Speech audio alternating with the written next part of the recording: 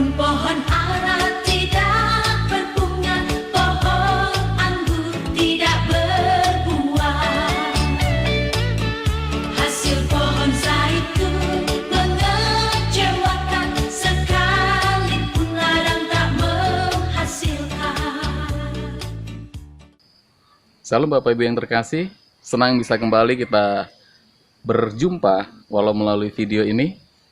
Saat ini kita akan kembali merenungkan firman Tuhan dari Habakuk pasal yang ketiga, ayat 17 sampai 19. Saya akan bacakan untuk kita semua demikian firman Tuhan. Sekalipun pohon ara tidak berbunga, pohon anggur tidak berbuah, hasil pohon zaitun mengecewakan. Sekalipun ladang-ladang tidak menghasilkan bahan makanan, kambing domba terhalau dari kurungan, dan tidak ada lembu sapi dalam kandang. Namun aku akan bersorak-sorak di dalam Tuhan, beria-ria di dalam Allah yang menyelamatkan aku. Allah Tuhanku itu kekuatanku. Ia membuat kakiku seperti kaki rusa. Ia membiarkan aku berjejak di bukit-bukitku. Amin. Tema renungan kita pada hari ini adalah memahami dengan logika atau iman. Memahami dengan logika atau iman. Ada seorang penginjil yang bernama Luis Palau. Dia pernah memberitakan Injil di luar kota Cordoba, Argentina. Pada waktu itu ada seorang dokter medis yang menghampiri dia dan berkata, "Aku kira semua yang Anda sampaikan ini benar-benar patut diselidiki. Kemudian, kalau aku memahaminya, dan bila memang seperti yang baru Anda terangkan, aku akan percaya kepada Yesus sebagai juru selamatku." Tetapi pada saat itu, Luis Palau menjawab, "Dokter, apa yang seharusnya Anda lakukan adalah letakkanlah iman Anda di atas firman Allah, agar Anda dapat memahaminya." Tetapi dokter itu menjawab lagi, "Oh tidak, itu bukan cara kerjaku. Cara kerjaku, aku terbiasa berpikir secara ilmiah." Tetapi pada saat itu Luis Palau mengatakan, kalau itu yang Anda lakukan, sampai kapanpun, Anda akan terus bertanya-tanya dan tidak akan pernah mendapatkan jawabannya. Tetapi jika Anda meletakkan iman di atas firman Allah, maka kemudian Allah akan mulai mengajar Anda dan menolong Anda untuk memahaminya. Bapak Ibu, peristiwa tersebut bisa sama juga dengan yang dialami oleh banyak umat Kristen saat ini. Mungkin kita sendiri juga mengalaminya. Ketika kita mendengar janji-janji Allah, Allah akan memberikan kepada kita keselamatan, Allah akan memberikan kepada kita damai sejahtera, Allah akan mencukupkan keperluan kita, Allah akan memberikan kepada kita pertolongannya. Banyak orang berusaha untuk memahami secara logika. Banyak orang berusaha memahami secara logika, bukan mempercayainya. Jadi kalau kita lihat, apa beda memahami dengan logika dengan memahami dengan secara iman?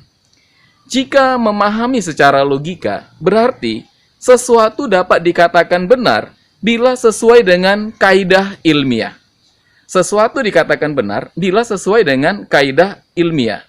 Berbeda dengan yang namanya mengimani. Mengimani yang dikedepankan itu adalah percaya.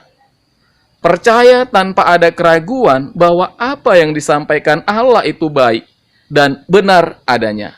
Orang yang beriman akan mengandalkan Tuhan. Dan ketika kita lihat dalam Habakuk 2:4 dikatakan, orang benar akan hidup oleh imannya. Orang benar akan hidup oleh percayanya kepada Allah. Ketika Yesus akan mati, sebenarnya Tuhan Yesus berulang kali menyampaikan kepada murid-muridnya bahwa dia akan mengalami penderitaan. Dia akan mengalami kematian. Tetapi pada hari yang ketiga, dia akan mengalami kebangkitan. Ini pasti, berulang kali dia katakan. Kita bisa lihat dan bandingkan itu dari Markus 8 ayat 31. Namun kenyataannya bagaimana? Banyak murid Yesus yang belum percaya, bahkan sulit untuk percaya. Ya, sehingga Tuhan Yesus harus sampai 40 hari di dalam dunia ini ketika dia sudah bangkit. Untuk apa? Menyampaikan bahwa dia benar-benar bangkit. Kenapa para murid tidak bisa langsung percaya? Ini berhubungan tadi. Ketika berpikir secara ilmiah, maka kita akan terbentur. Ada banyak hal yang tidak masuk akal, yang Tuhan bisa lakukan, tetapi kita tidak bisa memahaminya. Kalau bagi murid-muridnya, bagi murid-murid Tuhan Yesus, orang yang mati kalau sudah 3 hari harus mengalami pembusukan. Mana mungkin sudah mati 3 hari bisa bangkit dari kematian. Jadi kalau begitu, pertanyaan kita yang muncul dari sini juga adalah, apakah berpikir secara ilmiah itu salah? Ya, saat ini saya mau katakan, berpikir secara ilmiah itu tidak salah. Namun, ketika kita mau memahami rencana Allah dengan berpikir secara ilmiah, berpikir dengan berdasarkan kaidah ilmu pengetahuan yang ditetapkan oleh manusia, ini yang sangat sulit. Bahkan tidak akan mungkin kita bisa memahami rencana-rencana Allah. Kenapa kita sulit memahami rencana Allah dan bahkan tidak bisa memahami rencana Allah di dalam berpikir secara ilmiah? Ini berhubungan, ya, karena otak manusia, akal pikiran manusia itu kalau Allah bisa dilogikakan, batasannya dia akan dosa membuat jadi Allah lagi, menjadi tidak, tetapi dia akan menjadi ilmu pengetahuan. Manusia yang berdosa, jadi sampai kapanpun kita tidak akan bisa memahami Allah secara logika, secara sempurna dengan menggunakan logika kita. Di dalam firman Tuhan yang kita baca hari ini, di dalam kitab Habakuk, di sini juga menceritakan pada awalnya Nabi Habakuk juga tidak mengerti. Dia tidak memahami apa yang Allah lakukan, apa yang Allah sudah berikan. Sehingga kalau kita membaca dalam Habakuk 1 ayat 2-4, di sini Habakuk heran, dia bertanya sama Tuhan, "Tuhan, sampai kapan ini akan berakhir? Kenapa kau biarkan orang jahat masih tetap berbuat jahat? Kenapa kau biarkan kami masih tetap di dalam penindasan? Kenapa aku masih tetap kau biarkan di dalam kebingungan? Kenapa engkau Allah yang tidak menyukai kejahatan, tetapi sepertinya Tuhan membiarkan orang jahat banyak berkeliaran? Kenapa Tuhan yang sepertinya mengatakan aku akan memberikan keselamatan, tetapi pada akhirnya Habakuk melihat ada banyak ancaman yang mengancam kehidupan umat pada saat itu, bahkan Habakuk sendiri. Dan pada saat ini kita juga mungkin bertanya dan berkata kepada Tuhan, Tuhan, jikalau engkau memang berkuasa, jikalau memang Tuhan lebih besar daripada COVID-19, kenapa ada beberapa hamba Tuhan yang harus mengalami kematian? Jikalau memang Tuhan berkuasa lebih besar daripada COVID-19, kenapa tidak bisa Tuhan menjamin orang-orang yang percaya kepadanya beribadah di dalam ketenangan di dalam gereja bersama? Jadi Bapak Ibu yang diberkati oleh Tuhan, pertanyaan-pertanyaan ini adalah pertanyaan-pertanyaan yang bisa muncul pada siapapun. Ketika kita melihat keadaan yang tidak sesuai dengan yang kita bayangkan dan kita pikirkan secara logika kita.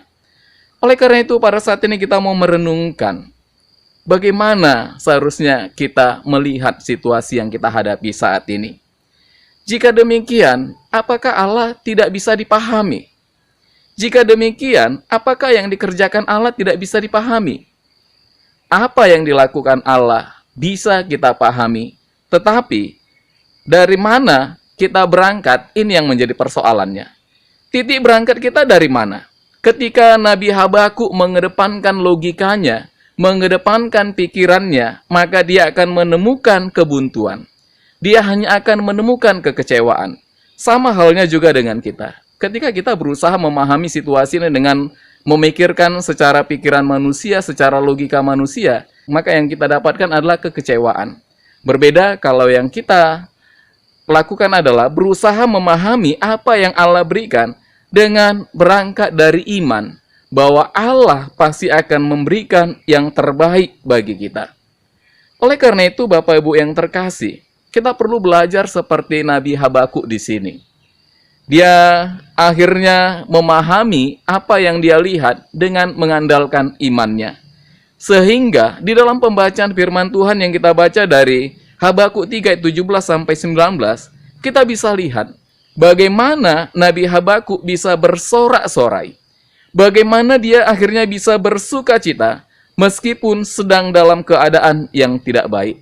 Ini yang digambarkan tadi dengan pohon ara tidak berbunga. Kemudian digambarkan dengan pokok anggur yang tidak berbuah. Hasil pohon zaitun yang mengecewakan. Ladang-ladang tidak menghasilkan makanan.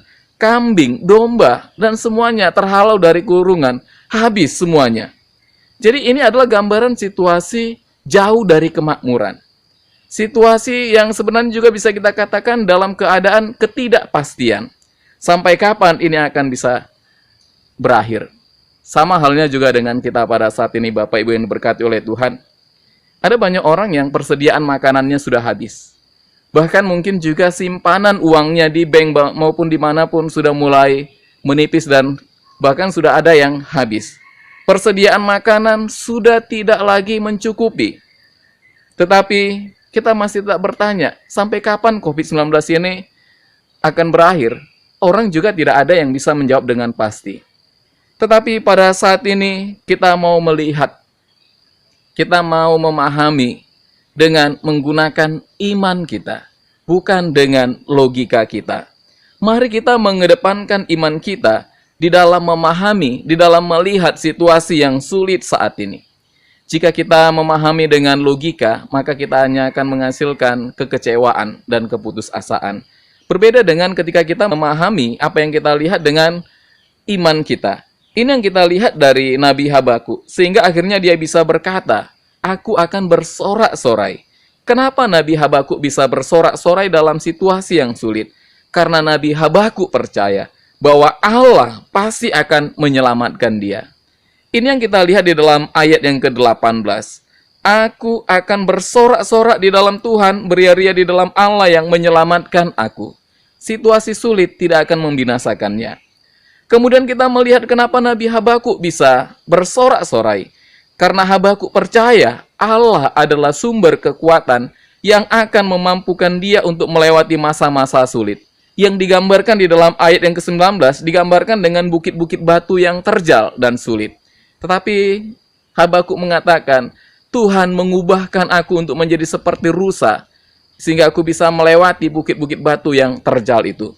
Bapak Ibu yang terkasih, saat ini kita juga masih dalam keadaan sulit. Saat ini kita juga masih belum menemukan atas jawaban dari pertanyaan-pertanyaan yang bisa muncul dari pergumulan yang kita hadapi saat ini. Tetapi pada saat ini dalam situasi yang demikian, kita perlu belajar seperti Nabi Habakuk. Jangan tinggalkan Tuhan meskipun kita belum tahu apa rencana Tuhan, apa yang akan Tuhan lakukan. Jangan pernah kita meninggalkan Tuhan. Jika kenyataan hidup tidak sesuai dengan harapanmu, percaya saja bahwa Tuhan jauh lebih tahu apa yang terbaik bagimu. Oleh karena itu jangan tinggalkan Tuhan. Situasi sulit harus kita alami.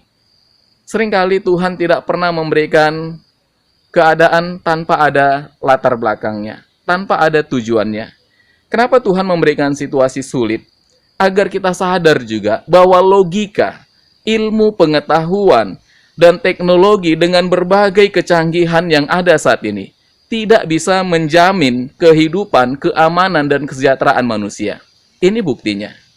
Ada banyak ahli, ada banyak peralatan canggih, tetapi kenapa tidak bisa mengatasi masalah ini? Menunjukkan apa yang ada dalam dunia ini serba memiliki keterbatasan.